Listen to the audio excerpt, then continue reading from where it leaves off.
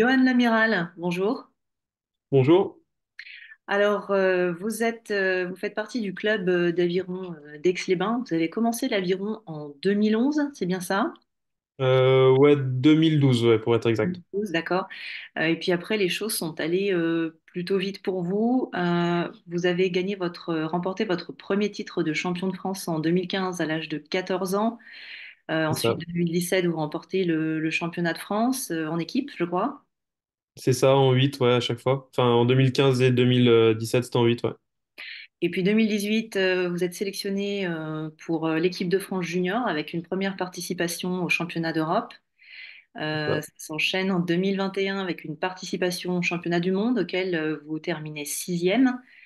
Vous réitérez en 2022, sixième de nouveau au championnat de France en individuel et cette fois cinquième au championnat du monde, toujours en 2022. Et puis plus récemment, vous avez remporté ce début avril une troisième place au championnat de France en individuel en skiff senior masculin. C'est ça, ouais. Voilà. Donc bon, les choses s'enchaînent. Vous êtes encore très jeune et là, il y a une possibilité pour vous de participer, d'être qualifié pour les JO 2024 de Paris. Alors, quelle est la prochaine et en tout cas dernière échéance pour vous pour cette qualification? Alors, pour la qualification, donc il va y avoir donc la régate de qualification. Et en fait, pour l'instant, on ne sait pas qui va participer à la régate de qualification. On a un groupe de 4 rameurs. Et le choix va être fait à l'issue des championnats d'Europe qui ont lieu en cette fin de semaine là.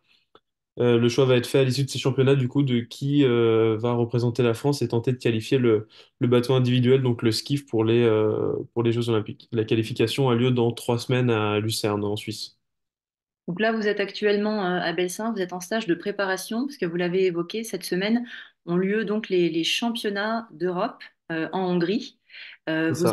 Vous êtes trois Français à y aller avec Fleur Vocoré et Baptiste Savette, c'est ça? Ouais, trois Aixois, je pense, vous voulez dire. Trois Aixois, pardon, oui, trois Aixois. Ouais, c'est ça. Oui, c'est ça. Donc avec Baptiste Savaët et Flore Bocoré, ouais, on est trois du club d'Aix-les-Bains. Donc c'est plutôt bien pour nous. Ouais. Ça fait pour une petite ville comme Aix-les-Bains, c'est bien d'avoir 3 rameurs. C'est une belle chose. Ça arrive pas souvent. Enfin, du moins pour Aix-les-Bains, c'est pas arrivé souvent. Donc on est content et fier. Alors, comment se passe ce stage de préparation? Alors là, il est presque terminé, hein, vous partez demain. Comment ça s'est passé? Vous vous sentez prêt? Ça s'est plutôt bien passé. On avait un petit peu de mal à se trouver avec mon coéquipier. On n'a pas beaucoup ramé ensemble et nos gestes sont, comment dire, un petit peu différents, donc il fallait synchroniser tout ça. Ça a été le gros enjeu de ce stage. Mais on s'en sort plutôt bien. En fin de stage, on est plutôt content du travail accompli. On a eu des conditions un peu compliquées avec beaucoup de vent et du mauvais temps, mais on a quand même réussi à bien travailler et à bien se trouver du coup avec mon coéquipier. Donc j'ai hâte de voir ce que ça va donner sur les courses. On l'a dit tout à l'heure, si vous êtes qualifié pour les JO, vous participerez en skiff senior individuel. J'imagine que en termes d'entraînement, qu'on soit en individuel, en équipe, c'est pas la même chose. C'est pas la même chose, mais on va dire, c'est le même programme, mais du coup, finalement, c'est pas la même chose parce que quand on est plusieurs dans le bateau, ça reste quand même un peu différent. On va dire que, enfin, personnellement, je trouve que les bateaux à plusieurs, c'est un peu plus facile. On est toujours plusieurs, donc c'est plus en équipe. Donc, quand on est bien soudé, c'est plus facile. On peut compter sur ses coéquipiers et les coéquipiers comptent sur nous. Mais tout seul, ouais, c'est ça, on est tout seul dans le bateau, donc c'est un peu plus difficile les entraînements et de parcourir tous les kilomètres qui nous sont demandés du coup pour être prêt et pour être bien entraîné.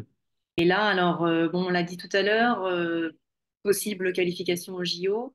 Comment on se sent à l'aube de possible qualification aux JO? Comment on se sent dans sa tête?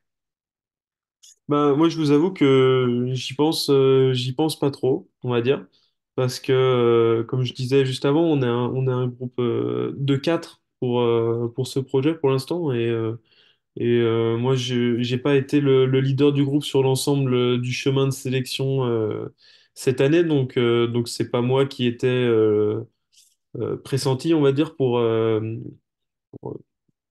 pour être la personne qui va tenter de qualifier le bateau. donc en fait, j'y pense pas trop.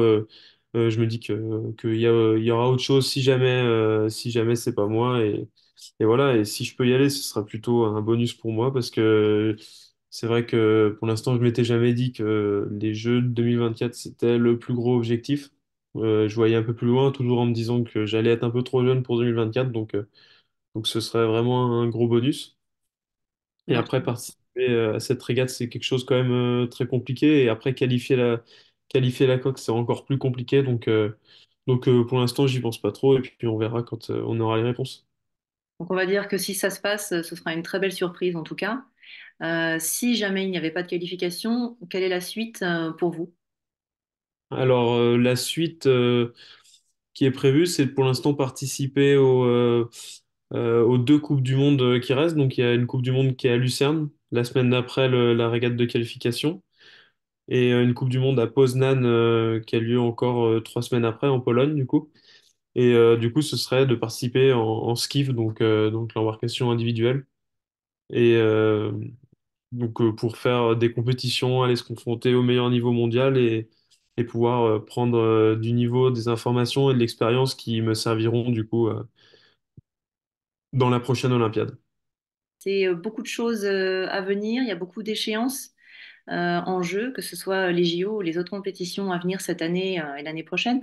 Vous faites vos études et vous travaillez, je crois, en même temps. Vous faites des études d'ingénieur, si je ne me trompe. Ouais, c'est ça. Je suis du coup dans une école d'ingénieur à Lyon en alternance. Donc l'école s'appelle CESI. Et à côté de ça, donc mon alternance se déroule au sein de l'entreprise Excel Composite, qui du coup est pareil à côté de Lyon. Et donc ça représente, on va dire, environ 60% de mon temps en entreprise, 40% à l'école. Et du coup ouais, c'est quand même assez chargé avec toute la durée du travail en entreprise qui représente une trentaine d'heures dans la semaine, en plus des entraînements. Donc ouais, ça me fait un peu courir, mais du coup, c'est bien, ça me permet de voir autre chose, ça me permet de pas toujours avoir la tête dans l'aviron ouais, de voir d'autres gens, d'avoir un autre milieu. Et donc c'est plutôt bien quand même dans ce sens-là, mais assez fatigant. Et à moyen ou long terme, en tout cas, est-ce que vous pensez que à un moment donné, vous devrez faire des choix entre vie professionnelle et vie sportive si l'aviron prenait plus de place? Est-ce que ce serait envisageable et possible pour vous? Ouais, ce serait envisageable. Il y a des dispositifs avec la fédération qui permettent aux athlètes qui font partie euh, de la haute performance, on va dire, d'être détachés de leur entreprise ou d'avoir des contrats avec des entreprises qui les libèrent pour pouvoir du coup passer plus de temps à l'entraînement. Donc j'espère pouvoir atteindre le niveau nécessaire pour avoir ces aménagements-là, me permettre du coup de consacrer plus de temps à l'entraînement et ce qu'il y a autour de l'entraînement surtout pour améliorer ma performance surtout dans l'Olympiade à venir. Pour cette année, c'est forcément trop tard, mais pour les années à venir, je pense que ça va être faisable et j'espère que ce sera faisable surtout. Et aujourd'hui, être un athlète de haut niveau dans l'aviron, comment ça se passe? Est-ce qu'il y a une possibilité d'en être rémunéré de façon à en vivre? Alors, non, justement, en fait, c'est pas un sport professionnel, donc on va pas être rémunéré par nos clubs, par exemple, comme le sont, on va dire, les footballeurs, les rugbyman. Euh, mais du coup, il y a des dispositifs avec des entreprises qui permettent d'avoir un travail, mais d'être détaché à 50, 70, 100% pour les meilleurs de cet emploi et de pouvoir, en fait, c'est pas vivre de l'aviron parce que finalement, c'est pas l'aviron qui nous paye, mais de pouvoir être consacré totalement de consacrer totalement notre temps à l'aviron pour être performant au maximum. Et à côté de ça, du coup, faut quand même chercher des partenaires pour nous aider ou des choses comme ça, des dispositifs comme ça. Johan Lamiral, merci beaucoup pour votre temps. Vous êtes maintenant à quelques heures de votre départ pour la Hongrie, donc je vais vous laisser vous reposer. Et puis on va suivre un petit peu de loin ces championnats d'Europe, en espérant que tout se passe au mieux pour vous et peut-être, qui sait, revenir avec une médaille. On espère, ouais, ce serait bien. On espère. Merci beaucoup. Merci à vous et puis on se tient au courant pour ces qualifications. Plein de courage et bonne chance à vous. Merci, au revoir.